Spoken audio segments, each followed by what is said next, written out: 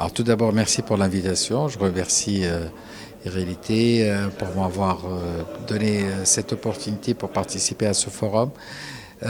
Pour vous parler de la chirurgie robotique, la chirurgie robotique c'est une grande innovation qui est d'abord dans le monde a fait ses preuves depuis une vingtaine d'années, qui a montré que sa supériorité par rapport à la chirurgie mini-invasive célioscopique. Et là, il fallait absolument qu'on ait de la chirurgie robotique en Tunisie. Et fort heureusement, depuis environ 4 mois, il y a eu l'acquisition d'un robot à l'hôpital Charles-Nicolle, au service de chirurgie B, qui nous a permis d'accéder à cette nouvelle technique. Pourquoi cette nouvelle technique? Parce que c'est vrai qu'on faisait de la chirurgie célioscopique qui consiste à faire les interventions chirurgicales avec de petites incisions, comparées à la chirurgie classique avec les grandes incisions. On avait moins de douleur et les patients avaient une réinsertion socio-professionnelle qui était beaucoup plus rapide.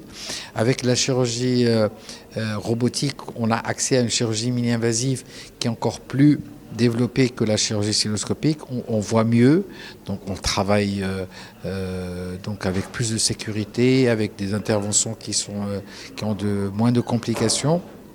Et toujours avec les avantages de la chirurgie cystoscopique, moins de douleurs post-opératoires.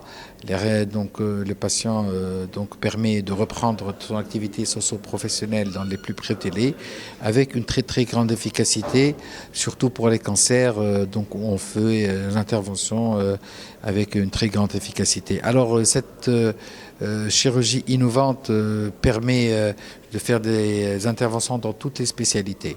Pas que de la chirurgie générale, mais aussi de la chirurgie gynécologique, la chirurgie urologique, la chirurgie pédiatrique, thoracique, neurochirurgie. Et donc c'est une grande avancée pour la médecine tunisienne, c'est une grande avancée pour la santé publique tunisienne, pour le patient. Ça a été conçu au début pour ça.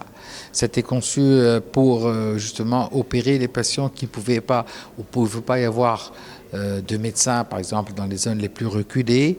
Mais encore faut-il avoir aussi la machine de l'autre côté pour être justement télécommandé par le chirurgien qui pouvait être. Mais c'est peut-être le futur parce que pendant plus de 20 ans, il y a eu le monopole d'une grande compagnie mondiale pour les robots. Maintenant, ça commence à se démocratiser depuis les dernières années, où il y a plusieurs compagnies qui ont développé des robots. D'ailleurs, notre robot, c'est un robot sud-coréen, mais il y a des robots chinois, et des robots français, des robots britanniques, et ainsi de suite. Donc, les robots, ça commence à devenir moins cher, donc plus accessible.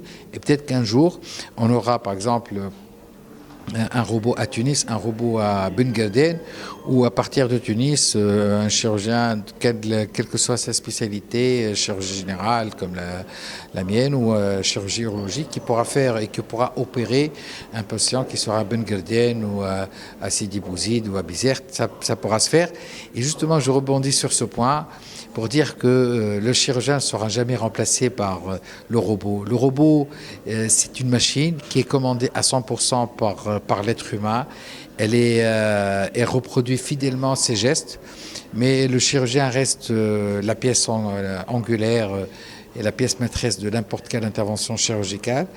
Mais peut-être viendra un jour où le robot fera les gestes qui sont simples, standardisés, adapté donc à l'anatomie qui sera déjà programmée avant l'intervention chirurgicale, mais l'être humain reste quand même indispensable. Pourquoi? Parce que une chirurgie, c'est comme une guerre. On sait quand est-ce que ça commence, on ne sait jamais quand est-ce que ça se termine. Pourquoi?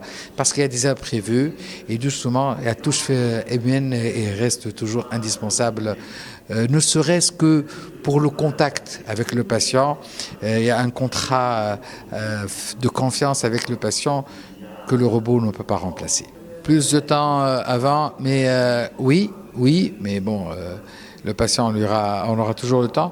Mais par exemple, avec le robot, je l'ai dit tout à l'heure lors de la conférence, on travaille dans de bonnes conditions. C'est-à-dire, le chirurgien peut faire une intervention très très longue, de 4, 5, 6 heures, en étant assis. C'est-à-dire qu'on assiste dans tous les domaines à ce qu'on appelle l'ergonomie. Donc à travailler dans de bonnes conditions pour pouvoir mieux travailler, pour pouvoir donner un meilleur rendement. Et pour le chirurgien, pour le médecin aussi, ça reste valable. Travailler dans de bonnes conditions, c'est-à-dire faire l'intervention avec la même qualité et avec la même forme du début jusqu'à la fin.